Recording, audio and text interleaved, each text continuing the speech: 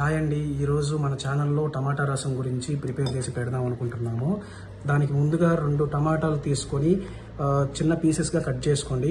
దానితో పాటు ఒక ఆనియన్, 3 పచ్చిమిర్చి, ఒక ఎల్లిపాయ, నిమ్మకాయ సైజు అంత చింతపండు తీసుకొని నానేసుకుందామండి ఒక పావు గంట ముందు అండి.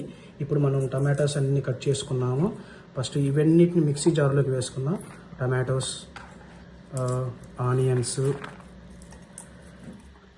ఇంకా పచ్చిమిర్చి ఇవన్నీ వేసేసుకొని మనం బాగా మిక్సీ గ్రైండ్ చేసుకోవాలి.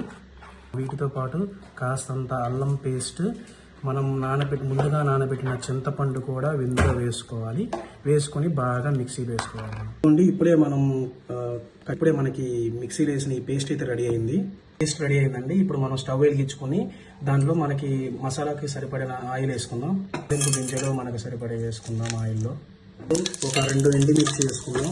తర్వాత కచ్చాపచ్చాగా ముందుగా దంచిన 7 నుంచి 8 ఉల్లిపాయలు, కరివేపాకు, ముందుగా మనం మిక్సీ జార్లో వేసిన పేస్ట్ ఏదైతే ఉందో అది కూడా ఇందులో వేసేద్దాం.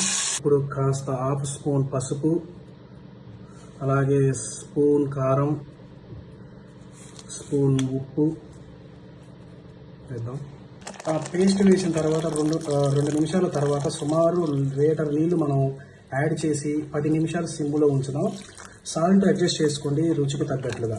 ఓకే అండి, 10 నిమిషాల తర్వాత ఇప్పుడు మనం హాఫ్ టీ స్పూన్ ధనియాల పౌడరు, ఒక స్పూన్ కొబ్బరి పొడి వేసుకుందాం.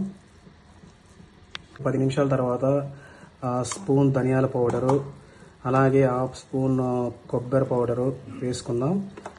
దీనితో పాటు కొత్తిమీర, సరిపడా కొత్తిమీర వేసుకుందాం.